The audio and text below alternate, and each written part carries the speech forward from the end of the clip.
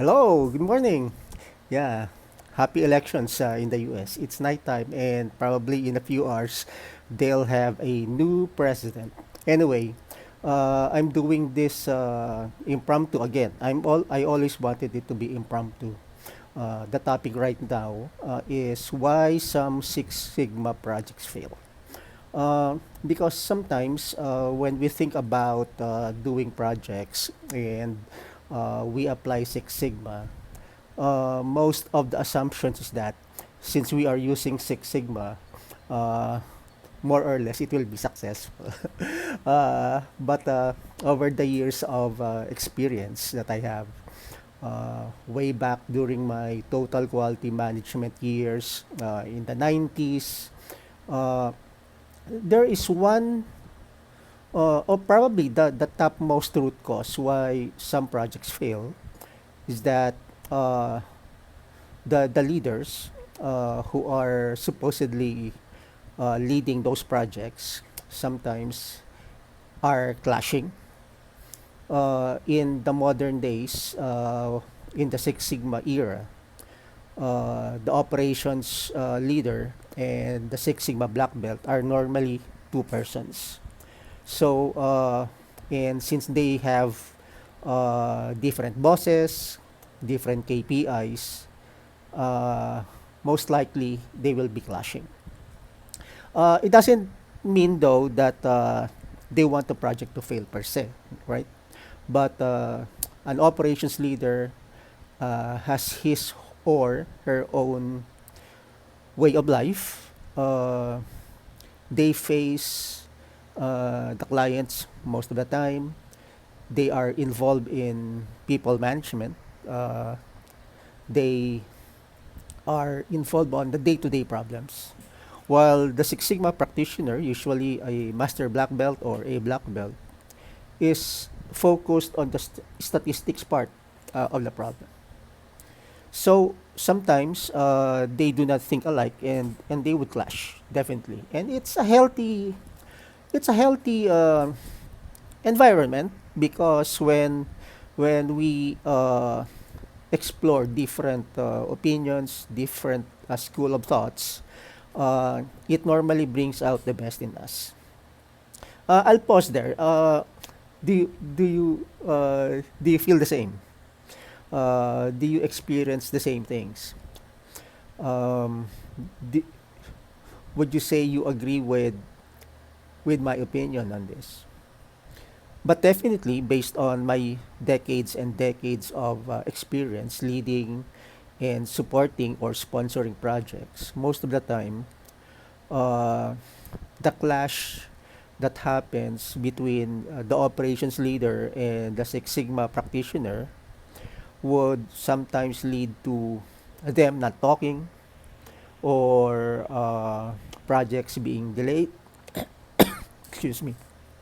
And sometimes, both of them will separately talk to the clients, get the client's point of view, and when they meet, they feel that they are who the client wants or likes. But sometimes, when we work like that, even if we have two people who are very intellectual, an operations leader with lots of experience in a Six Sigma black belt, uh, we should see some synergy and them helping each other. But again, let's say let's say we assume that the project has been completed. In the improve phase, we need to pilot the project, right? The solutions. And this is where uh, the black belt and the operations leader must help each other so that they would be agile enough to pull the plug when needed if the solutions are not working and apply plan B.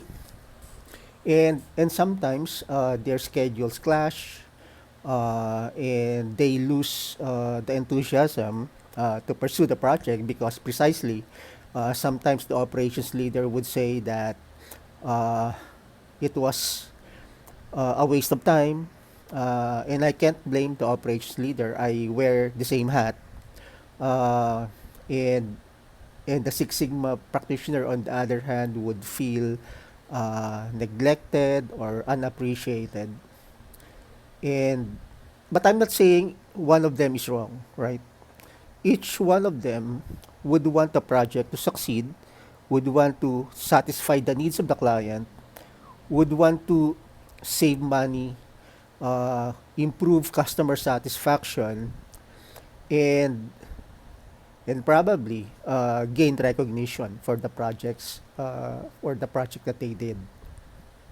And it would also look good, realistically speaking, uh, on their resume if they were able to implement and execute a good project, which were in the clients, the customers, and us, the vendors, have benefited from the investments that we uh, uh, did, training people, time spent meeting about the projects, and everything else.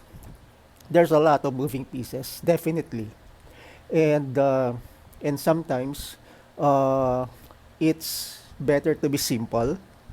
I'm not saying that being too structured is bad, but then again, if we need to implement a Six Sigma program or even automation, you first need really to understand the process. The people have to understand each other, right? Because if they don't, then like a bad process, we apply automation, we apply AI, etc. You are just multiplying the defective outputs if the process is not streamlined. Sometimes, sad to say that AI is just being used as a marketing tool, uh, because you can see companies there out there supposedly have good automation programs, but on the other hand, employees are dissatisfied, customers are dissatisfied because some of the no-brainers are neglected, because we thought that having that AI logo on our website would do the trick. It's really about uh, going away of our comfort zone. So just to summarize, projects fail because people do not really collaborate. We need to get rid of our egos. There has to be good leadership. It has to start from the person on top. He or she needs to have or needs to establish a strategy and a direction. There has to be a symmetry or cooperation between operations and the process excellence team. Because if there is none, as I mentioned, projects will definitely fail. Sometimes the strategy there is that an operations leader is also a Six Sigma black belt. That's very good. That's excellent because number one, you save money on salary.